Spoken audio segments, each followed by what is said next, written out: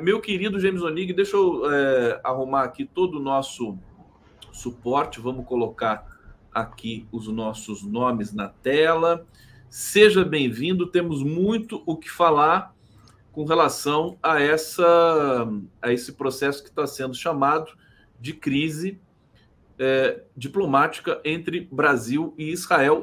De fato, se tornou uma crise, mas de uma maneira dramática, artificial, num certo sentido, né, James Onig? Mas, por outro lado, inevitável também, porque quem que vai querer ser amigo de um país com esse governo israelense hoje, né? Me parece que ele continua mais isolado ainda, segue ficando mais isolado ainda. Seja bem-vindo e vamos para a nossa resenha aqui. James Onig conosco. Conde, como vai? Uma boa tarde, né? Um bom dia para quem não almoçou ainda. Conde, é uma situação extremamente complicada, essa construída pela retórica hipócrita do governo israelense. Quando o presidente Lula coloca esta situação clara do que está acontecendo na faixa de Gaza, ele está querendo dizer ao mundo que nós estamos sem forças políticas para a resolução do problema. E, portanto, está acontecendo um processo semelhante a outros que já aconteceram no mundo, com os hereros na África, perpetrados pela Alemanha no começo do século XX, com os armênios, perpetrado pelo governo dos jovens turcos, com os nazistas, que exterminaram milhões e milhões de inocentes, pessoas inocentes na Europa, 6 milhões, e agora está acontecendo com os palestinos. Eu insisto que eles rasgam verbalmente, com as suas palavras, a Convenção de Prevenção do Genocídio. Porque a Convenção diz assim: se você está num conflito, você é o responsável também por prevenir que aconteça um processo genocidário. E Israel está falhando nisso. Esta foi a primeira moção que a África do Sul apresentou no Tribunal de Haia. Então, reclamar da fala de Lula tem dois sentidos, na minha opinião. Jogar cortina de fumaça em tudo isso que está acontecendo, seja o que for, até espionagem, etc. E, além disso, a má vontade política querendo interferir na política interna brasileira ou mesmo promover o desgaste da imagem de Lula, coisa que eles não conseguiram, prova do que aconteceu em escala internacional. Olha, impressionante, e hoje nós temos até uma matéria aqui da CNN dizendo o seguinte: nas redes sociais, Lula reverte repercussão negativa sobre Israel. E ele fez isso com toda a imprensa tradicional brasileira histérica até agora, né, com a fala dele na Etiópia. E eu diria para você o seguinte: acho que isso expressa a falta de credibilidade que a nossa imprensa alcançou com muito esforço, né? Vamos combinar, né, gente? Sem dúvida alguma, Conde. Tergiversando as coisas, parcializando as interpretações, dando cara. O que me deixa pé da vida, Conde, desculpa até a expressão, o que me deixa pé da vida é você ver as pessoas querendo academicizar a fala de Lula. Isso é um absurdo. Ah, não, do ponto de vista técnico, não existe a exclusividade do Holocausto. Não é isso que está sendo falado, ele nem usou essa palavra. Ele nem usou a palavra. O que está sendo dito é que está acontecendo uma guerra, vamos dizer que é uma guerra, e que nessa guerra está acontecendo um processo genocidário. Assim como na Segunda Guerra aconteceu, assim como na Primeira Guerra aconteceu, está acontecendo um processo genocidário. Portanto, a gente não pode deixar de falar. E aqui, Conde, eu não gosto de especulação, sabe, Conde? Eu gosto de trabalhar em cima de fatos reais. Mas, de vez em quando, uma fofoquinha vai bem, né? Eu estou desconfiado, e aí é até triste lembrar disso, de certa forma, mas eu estou desconfiado que Lula, depois da conversa com o Sisi, ele já tinha tudo preparado, lógico. Depois da conversa com o Sisi, ele sentiu que o presidente do Egito não estaria disposto a fazer qualquer tipo de abertura de fronteira para receber uma parte dos refugiados. E aí, então, ele falou: vou tirar essa carta, que é a carta que vai, pelo menos, fazer com que a comunidade internacional reflita sobre o tema e que voltemos a falar com ele com eles, no caso Israel, com peso.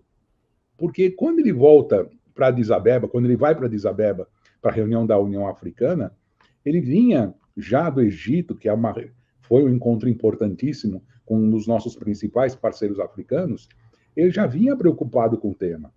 Todo mundo estava notando isso. E quando ele chega na União Africana, faz aquele discurso maravilhoso, histórico, aplaudido, todo mundo emocionado com a coragem e presença de Lula. Então, eu acho que naquele momento que ele sai do Egito, ele percebe que se nada for feito, nós estaremos lavando as mãos para mais um genocídio. E, infelizmente, esse foi mal interpretado por pessoas de má índole que queriam destruir a imagem do Lula. Pessoas mal intencionadas, deturparam a fala do Lula, né? Deturparam de uma maneira covarde. Ele realmente não falou em Holocausto, meu Deus, ele falou. E também acho que não foi uma comparação. Aqui, como inclusive pesquisador em linguagem, que é a minha praia linguística, eu acho que precisava de inclusive um parecer forense com relação ao que o Lula disse para evitar esse enquadramento tão equivocado. Agora, você está dizendo que a conversa dele com o Sisi deve ter desencadeado essa necessidade, porque você acha que o Sisi expressou para ele justamente que não iria abrir fronteira? É isso? Que existem pressões... Mas se o Sisi abrisse fronteira, Onig, qual que seria... Por que isso seria bom no sentido? Porque é o seguinte, o governo sionista do Netanyahu, assassino, genocida, quer expulsar os habitantes dali. Conde, você foi no alvo mais uma vez, amigão. O que acontece geopoliticamente é o seguinte, tem que aliviar a pressão das questões humanitárias que estão acontecendo na região de Rafah. Infelizmente, ao deportarem a população do norte para o sul, e deportação é uma das marcas de genocídio, ao deportarem a população do norte para o sul, concentraram milhões de pessoas naquela região, e aquela fronteira reta entre o Egito e a faixa de Gaza tem se transformado num paredão de fuzilamento de seres humanos inocentes. Se você permite que naquela região, pelo menos surjam bolsões humanitários, alivia um pouco a situação. Lógico que isso, de certa forma, favorece a visão extremista de Israel de tirar a população de lá. Mas existiria aí, Conde, uma possibilidade, não tirar todo mundo, porque o Egito não tem condições de absorver 200 e 300 mil, e também não advogo isso, hein, Conde? Não é isso que eu estou advogando. Eu estou dizendo a possibilidade de que houvesse um respiro humanitário em alguns pontos daquela fronteira, e que, assim, ela ficasse mais permeável para permitir a passagem de alimentos, remédios, etc. É como abrir um pouco uma panela de pressão, né? Você dá uma saída de ar, assim, né? Para você poder, pelo menos, respirar e raciocinar. Coisa que Israel não está permitindo que o mundo faça nesse momento. Lamentavelmente, quando eu falo Israel, eu falo o governo de Netanyahu, por favor, a gente, né, para que não se retirem do contexto também as nossas falas. Onig, eu vou aqui para o bate-papo, muitas mensagens aqui, o pessoal está participando muito do programa hoje, eu quero, inclusive, agradecer muito a participação de vocês, né, a qualidade dos comentários que sempre chegam aqui para a gente. Vocês estão convidados a continuar comentando. Temos aqui mais uma jornada interessante com o James Onig nesse 11 News. Regina Líssima está dizendo aqui, anexação do norte de Gaza por Israel atende a interesses de quem? Lá há poço de petróleo e Estados Unidos e Israel já projetam um porto para escoar produção para o Egito. Tem toda a discussão sobre a questão econômica, né, Onig? Hussein Brasil, lei internacional garante o direito de luta armada contra a ocupação. Está lá na resolução 3743 da ONU. Viva o Hamas e a resistência do oeste da Ásia. Obrigado, Hussein. José Carlos Faria, 22 de fevereiro de 2024, data histórica, o dia é o número do Bozo. É o número que ele foi eleito em 2018, né? Do extinto PSL. Hussein Brasil, hoje seria dia de Valdemar pelas costas, Neto. É todo engraçado aqui, Hussein. Professor, como é que é? Doutor Dino precisa incluir militares. Perde tudo. O Mauro Cid esteve lá, um clube de férias. Thaís Neves, o filme de Costa Gravas chama-se Z1. Muito engraçado. Esse filme é clássico, ganhou vários prêmios, inclusive, né? Hussein, Argentina deporta brasileiros no aeroporto, foi dado pela Sputnik. O Hussein fica nos municiando aqui de notas, informações que vão saindo. Obrigado, Hussein. Lela Queiroz, inhame ralado com... Ai, meu Deus. Eu vou mandar para o Zé de Abreu, viu? O Zé de Abreu tá falando da bursite dele aqui. Inhame ralado sobre a bursite cura. Fala para o Zé, fato, fiz 2 vezes, 3 vezes ao dia do fim de semana. No cotovelo, desapareceu, ela puxa toda a inflamação, míngua. Lela, querida, você tá lendo os comentários, de repente, inhame ralado. Mas é isso, é a mensagem para o Zé que eu vou mandar para ele nesse momento. O James, a crise em si, a violência, truculência com que o embaixador de Israel, que já me disseram aqui, ele não é embaixador, isso aí o Zé de Abreu falou, né? Isso aí é integrante dessa cúpula truculenta israelense sionista que é alçada aos cargos no governo. Mas a coisa foi muito feia, né, o James? Você, sobre essa especulação de cortar relações e tudo mais, eu queria um panorama teu sobre essa situação toda. A imprensa, né, continua fomentando, além do ódio contra o presidente Lula, ela continua fomentando o seguinte, que a chancelaria brasileira quer que os ânimos se acalmem, mas pela resposta que o Mauro Vieira deu, eu não entendi que o Brasil quer que os ânimos se acalmem. O que você acha? Olha, Conde, a primeira coisa, vamos no passo a passo, porque isso é muito interessante. A primeira, pedir retratação para um presidente da República. Isso é uma opinião pública. Ele disse publicamente. Então, essa história de pedir retratação não tem nada a ver. Essa é a primeira questão. Segundo, os embaixadores, e digo aqui, alguns diplomatas de Israel aqui, se comportam como verdadeiros conspiradores, entre eles o embaixador. Almoça com o candidato derrotado, tem encontro em reunião política com o candidato derrotado, conspira, dificulta situações de repatriamento de brasileiros. Então, existe aí, Conde, uma problemática que foi crescendo. Eu vou ser muito sincero, Conde, particularmente, eu sou contra o corte das relações, porque o Netanyahu não vai ficar muito tempo. Mas a situação que ele construiu pode levar, sim, a um congelamento. Talvez uma situação de meio termo, oficialmente não existe, tá, Conde? O que eu estou dizendo é o resfriamento entre os dois lados, e porque isso vai ter que ser reconstruído num novo governo israelense. E a gente tem que torcer, eu sei que é muito difícil, para ser um governo democrático, um governo mais aberto, e porque demora, sabe, Conde, para restabelecer relações, rever os acordos, refazer as coisas que já haviam. É muito importante. Nosso comércio com Israel é muito pequeno, muito pequeno. Ele dá o quê? 0,3, 0,5 do comércio exterior brasileiro.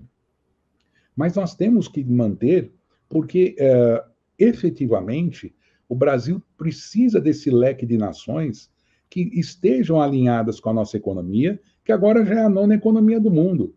Então, eu acredito que a repreenda tem que vir, e eu acho que o importante é o governo brasileiro colocar, não vai ter efeito, mas colocar claramente, exigimos a troca dos membros do corpo diplomático que aqui estão.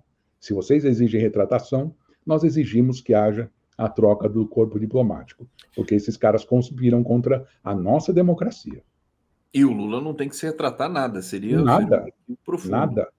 Nada. E nem dizer, tem muita gente especulando que ele teria de falar alguma coisa para o povo de Israel, né? Também é um equívoco, né? Não tem nada a ver.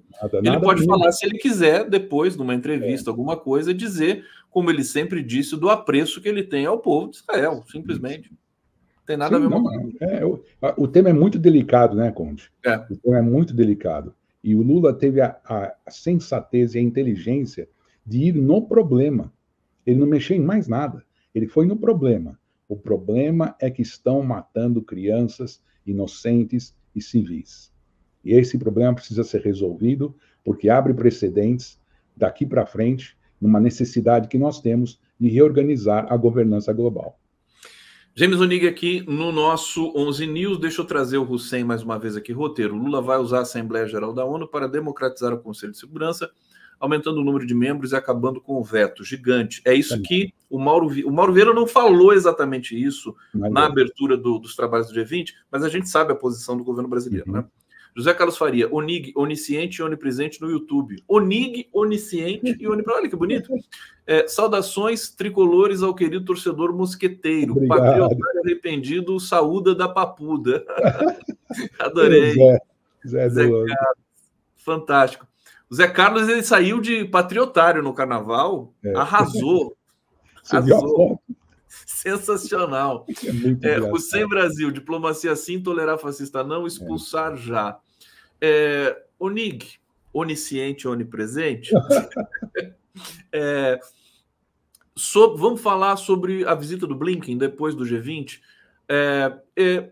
A imprensa tentou de todas as maneiras, a imprensa é partícipe, né, dessa cena política brasileira, a imprensa tem lado, né, é uma coisa tão terrível, a imprensa convencional, e a gente tenta mostrar aqui, enfim, de maneira transparente aquilo que está acontecendo. O Blinken, ele mostrou uma reverência muito grande ao Brasil, fiquei impressionado. Eu não sei, eu queria te ouvir, não vou nem falar nada da minha percepção aqui para você poder ter isenção, né? Eu acho que eles foram até coerentes, sabe, Conde? Porque o Biden e o próprio governo americano, até o Departamento de Estado, têm dado repreendas ao governo de Israel sobre o comportamento das forças israelenses na faixa de Gaza. Então, ele não vai chegar aqui e falar: nós também exigimos que você fale desculpas. Primeiro, que isso está fora de cogitação do ponto de vista diplomático. Segundo, eles estão passando por um momento difícil interno, digamos, até de questionamentos quanto à próxima eleição. Existem não fatos que nós estamos ligados a eles, mas questões geopolíticas maiores, como questões hemisféricas. A gente sabe muito bem que nossa relação com a China, ela cresceu exponencialmente. E os americanos não toleram isso. Os americanos não toleram ter perdido a primazia em vários países da América, como principal parceiro econômico, porque à medida que a parceria econômica cresce, com ligações políticas também cresceram. Nós fazemos parte dos BRICS. Então, é como se fosse um afago de respeito a um país que conquistou uma posição ao longo dos últimos, vamos dizer, de maneira geral, Conde, 35, 40 anos, né, que nós conseguimos, através da redemocratização, passar por essa grande transformação, e essa grande transformação, com percalços no caminho, ela conseguiu trazer o Brasil de volta ao jogo internacional, e neste momento Blinken veio falar com um país protagonista. Por isso essa reverência e esse respeito. Então é importante a gente bater no peito e falar: pô, gente, vamos aplaudir, né, a posição que a gente está tendo.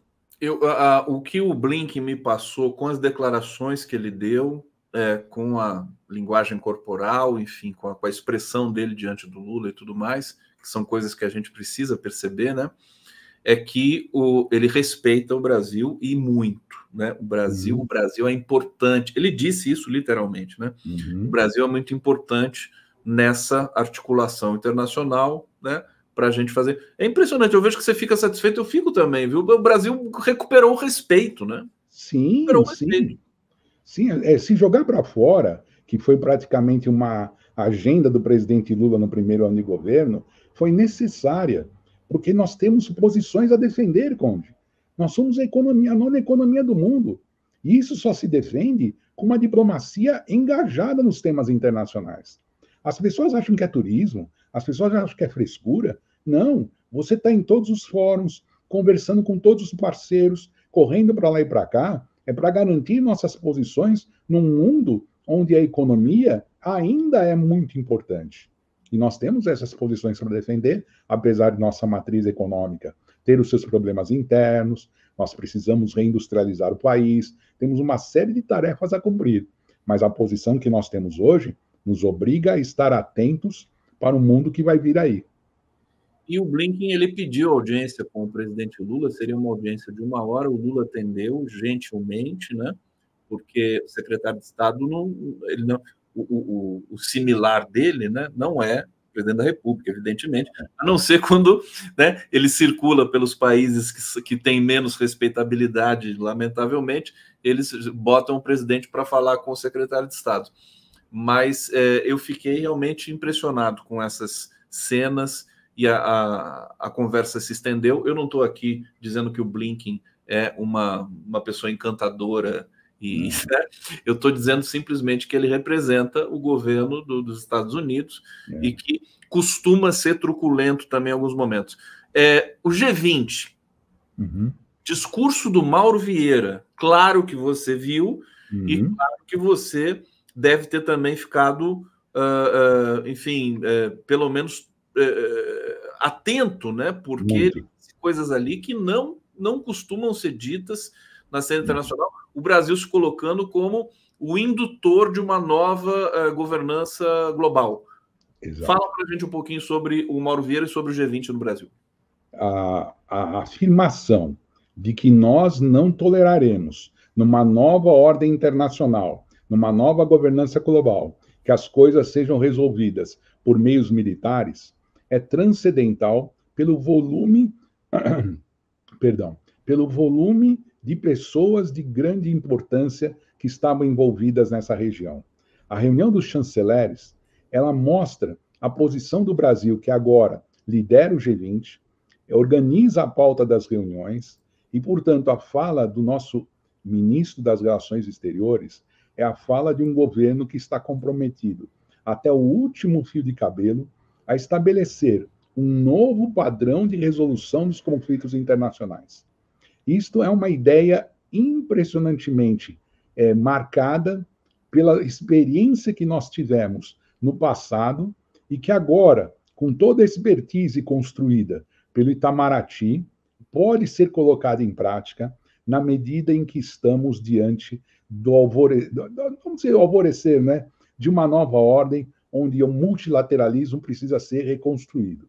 Então, a fala desse ministro, que nos enche de orgulho, é uma fala que mostra a liderança que nós vamos exercer e qual campo nós podemos atuar para solucionar os problemas internacionais. É transcendental o que foi feito ontem. Foi muito incrível bom. Também ver, né, Onig, o quanto a chancelaria internacional, porque foram os secretários de Estado, os chanceleres dos países que participam do G20, que foram convidados para fazer essa reunião de arrumação, né, para o G20, que vai ser realizado em novembro, de fato, a disposição deles também manifestando grande honra de participar de um novo processo liderado pelo Brasil, Sul Global, BRICS, G20, e a nossa imprensa, né, simplesmente passando ao largo de tudo isso, enquanto as coisas mais importantes vão acontecendo, Onig. Conde, eles deixaram de mencionar que a recepção a esses chanceleres, a esses secretários de Estado que estão aqui, elas vão encadear a pauta da próxima reunião do G20 que você estava falando, proposta pelo Brasil, com 3 macroeixos: pobreza e fome, sustentabilidade e transição energética e questões de conflito e governança global. Essas 3 pautas que o Brasil sugeriu foram aclamadas pelos líderes e mostra que abriu-se a porta, Conde. Pode ter sido uma frestinha. Eu costumo dizer isso para os alunos. Gente, a reunião do Rio é uma fresta perto do que ainda precisa ser feito. Mas é uma fresta importante que vai permitir gradualmente a entrada de um ar fresco dentro das relações internacionais. Para isso, nós precisamos continuar atuando de forma contundente, forte, massiva, para que todos os conflitos, pelo menos, passem por um arrefecimento, uma diminuição, e assim a gente consiga construir, como o Hussein falou agora há pouco, né, um novo Conselho de Segurança, uma nova ordem, ainda no sistema onusiano, porque a ONU é a única assembleia que a gente tem. E também deu para perceber que, logo depois dessa crise diplomática artificial criada por uma leitura equivocada da fala do presidente Lula, nenhum desses integrantes do G20 ousaram contestar ou se manifestar de maneira desrespeitosa sobre o Brasil. Deram até as opiniões, deram até entrevistas, mas deu para perceber o quanto o Brasil é grande e respeitado, desde que nós, né, resgatamos aqui o povo brasileiro, a nossa democracia. O Paulo Paiva está aqui perguntando, quando Israel diz que Lula é persona não grata, já não houve uma quebra de relações, James Onig? Boa pergunta, Paulo. Talvez eu fique um pouco em cima do muro para responder, Conde, porque do ponto de vista legal, eu não saberia quantificar e qualificar essa discussão. Mas quando você classifica uma persona como persona não grata, você está dizendo, em primeiro lugar, que ela não é bem recebida. Então, talvez o vice seja bem recebido. A minha dúvida é essa, entendeu? Se é muito personalizado, que eu acredito que seja, Paulo, a coisa é em cima do Lula pessoa, e não em cima do Estado brasileiro. Pelo Agora, ao menos mesmo assim tempo, perfeita explicação, ao mesmo tempo que o Brasil vai aumentando a sua credibilidade e legitimidade internacional, Israel vai perdendo, né? Vai perdendo. E esse chanceler, quer dizer, é quase um, né? O que esse cara falou? Esse cara não é nada, né? O que eu vou levar a sério? Fazer um Twitter daqueles, com palavras chulas. Peraí, gente, peraí. Isso é inédito, né, o James? Nem republiqueta de banana você tem. Não. Não dá, sabe por quê, Conde? Quando se quebra o protocolo, você descamba e todo mundo perde. É isso que as pessoas têm que entender. Quando se usa linguagem violenta, e isso é importante para o nosso parlamento, para aquela meia dúzia de gente que gosta de arma, que gosta dessas coisas, quando eles usam a linguagem violenta, eles usam uma linguagem que impede o avanço. Eles são reacionários por isso. Porque bota peruquinha, faz dancinha, gritinho. Isso aí não é liberdade de expressão. Isso aí é contra a liberdade de expressão. Gente, a gente está encaminhando aqui para o último bloco do nosso 11 News. Eu quero pedir a todos vocês que deem o like aqui na nossa transmissão, antes de acabar, por favor, né? Para aumentar o nosso alcance aqui dentro do ecossistema progressista democrático do Brasil, para também se inscreverem em nosso canal, por favor. É uma honra muito grande ter vocês aqui participando desse debate tão virtuoso, tão rico, tão transparente, com todas as posições aqui arroladas e comentadas. E para terminar, Nig, eu achei já tão estranho a morte do Navalny, né? Navalny na Rússia, lá no presídio de segurança máxima no Ártico. Aliás, acho que o Bolsonaro podia ir para lá, né, para deixar a gente em paz. Mas tudo bem. Eu achei. Agora, a quem interessa, né, a morte desse cidadão que supostamente é opositor do Putin e que, na verdade, nós sabemos que é uma pessoa complicadíssima, racista, infiltrado, colaborador da CIA, né? Eu acho que interessaria muito mais, não interessaria nada ao Putin esse episódio agora. De qualquer maneira, o mundo está acusando o Putin e ele vai ser, mais uma vez, punido. A Rússia vai ser punida com sanções. Comenta para a gente essa situação. As sanções que você destacou para mim são decorrentes desse processo? Elas aceleraram por causa desse processo, Conde.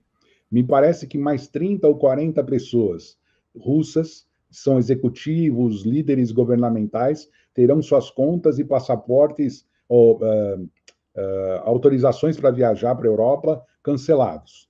Além disso, corte de relações comerciais que restam, as poucas com a Rússia, também vão ser feitas nesse pacote que vem aí. E no caso do Navalny, a gente precisa entender que as escolhas políticas dele foram as piores possíveis e que ele não tem só o Putin como inimigo.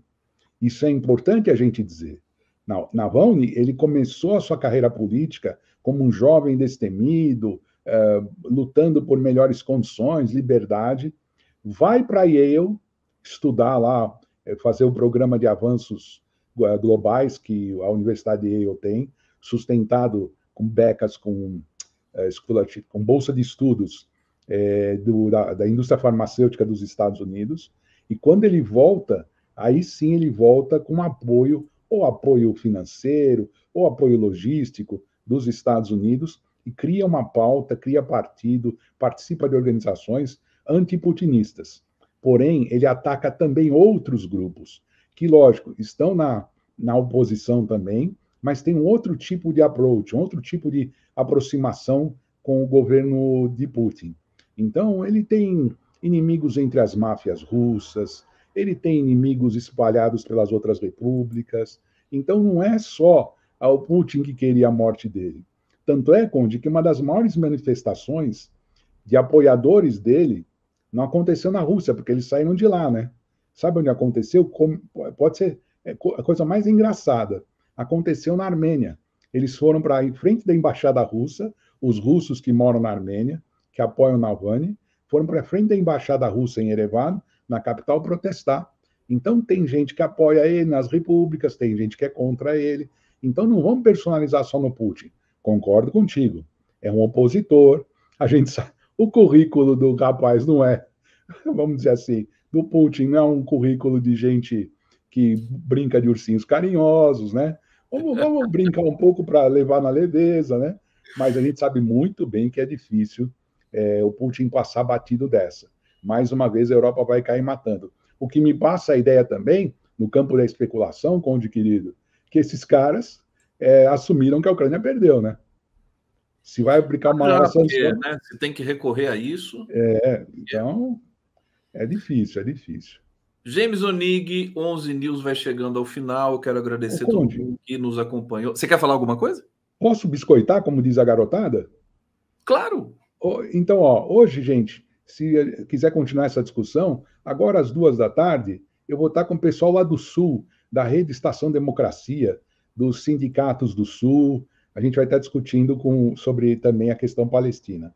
E à noite, Conde, eu recebi um convite que me honra muito, do GGN, o Pedro Júnior, me chamou para participar do Mundo. Eu sei que você e Nassif são amigões, e, portanto, eu vou estar lá no GGN às 21h. Eu vou fazer o programa com o Nassif e vocês vão entrar depois. Olha só.